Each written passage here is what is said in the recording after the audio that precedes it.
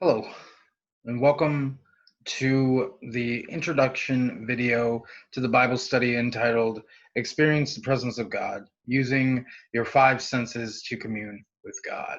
My name is Andy Graves. I'm the pastoral intern at Fredsville Evangelical Lutheran Church, located in Cedar Falls, Iowa, just in case you were wondering who I am. I put together this Bible study partly for internship purposes, but also as a means to explore the Bible in new ways, experience the presence of God in new ways. The goal of this introduction video is to walk through the nuts and bolts of the study, to give you an overview of the materials, and also just invite you into the process of exploring the Bible in new and exciting ways. So with that being said, let's get started. For illustrative purposes, I'm going to share my screen. And what you have before you is the study guide for this Bible study that I put together. Experience the presence of God using your five senses to commune with God. This is available to anybody who wants it. I will find a way to post it on the internet for ease of access along with these videos. The plan is to have one video for each lesson. What this study guide includes is listed on the table of contents. There's a letter of introduction from me, kind of explaining everything I've said so far. There's a session outline, and there's a guide for each session, one for each of the five senses. And if you move through, there's a letter of introduction from me, Fredsville, and then we get to the session outline. Each session is formatted the same way. You can kind of move through the sessions in whatever way you want. It's structured off another Bible study that I became aware of. I forget what it's called right now, but they use kind of the same model. And so for each session, there's an introduction period. It's called Come Together. It can last as long as you need it to. There's a check-in, so how are members of your group doing?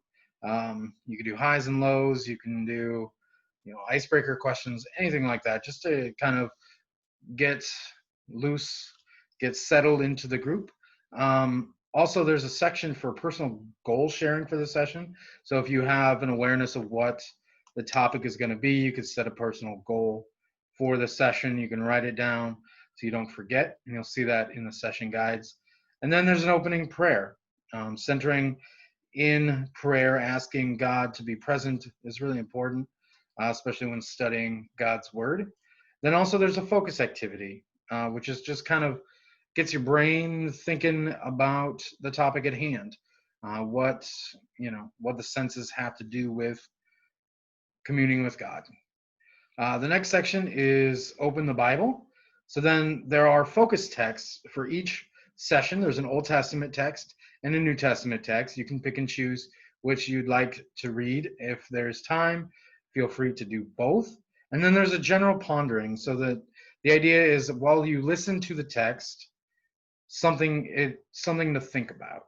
And each session has its own pondering. So think while listening to each of the texts, just to get your brain kind of fired up, thinking about, okay, what am I hearing in this story? And then there's the conversation. Start the conversation, which is where the bulk of the work is. I have included historical tidbits and devotional ponderings for each text, or at least historical tidbits for each text.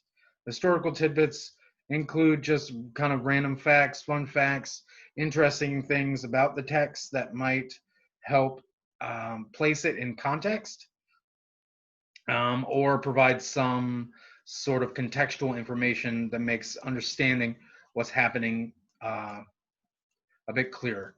And then devotional ponderings are questions to think about, kind of connecting the text to our everyday life. So kind of an application process. How does the various senses affect our relationship to God, to one another, and things such as that? And then always closing with prayer, just kind of bringing it to a close, um, and just being recentered in communion with God as you close out the session. That's the outline of each session. Like I said, they all follow the same format. And as you'll see, we'll walk through one of these. So there's the come together. So session one, give me your eyes, and there will be a link to the video talk through found here. It's not there yet, as I just started that process, but there will be a link to a video talk through. And then there's the come together session. So you can have your personal session goal. There's an opening prayer provided. You don't have to use this.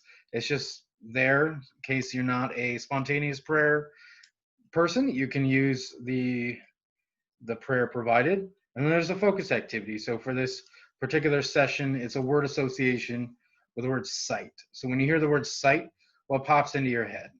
Feel free to either share with somebody or write it down. We share at a later time. If you're doing this as a devotion, you can journal, you can, be creative. It's up to you how you use these materials. It's just kind of there as a framework. Then we have open the Bible. So the focus text is Genesis 1, the 2:4a, and Luke 24. And then here's that general pondering. What is the role of sight in relating to God? So so you're thinking about that while you're hearing the stories. And so then we have the texts printed out for you, just in case you don't have a Bible handy. The texts are printed for you, so you can just read it out loud. And then here's to start the conversation. Here's the historical tidbits, both for Genesis and Luke. So we have kind of what's happening in Genesis 1, what it was used for, kind of a disclaimer that it's not a science manual, some misconceptions about what happens in the first creation story, then some context for Luke, and then the devotional ponderings, just some questions to think about as you discuss the text. What did you hear in the text? What does it mean today? How does it relate to how you see the world? What other texts could be explored? And a lot of these questions are the same for each session. You are more than welcome, encouraged, invited to come up with your own questions. These are just starting points to get the conversation moving. And then you'll see listed here a closing prayer. Again, if you have your own prayers, you like to spontaneously pray, you want to do a different prayer format, invited, encouraged. Please do what is good for you and your community. You know your people best, better than I would, because I'm not there. So there's an open invitation to use all of this as you see fit. There's nothing special necessarily about it. And then session 2 has the same pieces. There's an opening prayer, focus activity, putting yourself as a perfume salesperson. Imagine you have a perfume, cologne. What's your sales pitch? What's it smell like?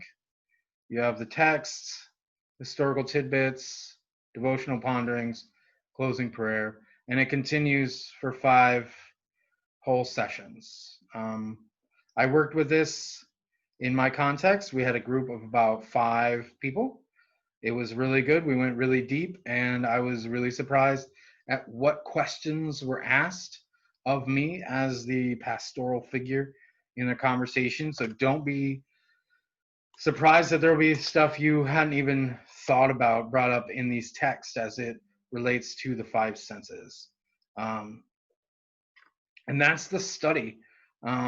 It was 5 weeks. We did about an hour each week here at Fredsville, and it went by really quick. We just got talking. We read the text, pondered some things. They asked questions. We discussed it, and time was up. And that was really it. We probably could have stretched out each session far longer. We probably could have did multiple sessions on each sense. It's really up to you to decide how you're going to use the material. You can use it as an individual, as a devotional, kind of walk through the Bible. You can do a small group study. You could probably stretch it into a sermon series. Anything you want to do. I put it together as, like I said, an intern project, and now I'm releasing it into the world for you all to use. If you have any questions about what I did, why I did it, please reach out. You can reach out to the church, Fredsville, at fredsvillelutheran.org. We are on Facebook, Fredsville Evangelical Lutheran Church. Find the one in Cedar Falls. I think we're the only one on there, but I'm not sure. And we'll talk. I'm more than willing to answer questions, lead studies if you want me to. I've done it once, I could do it again. Really, like I said, you are invited, encouraged to do with this what you will.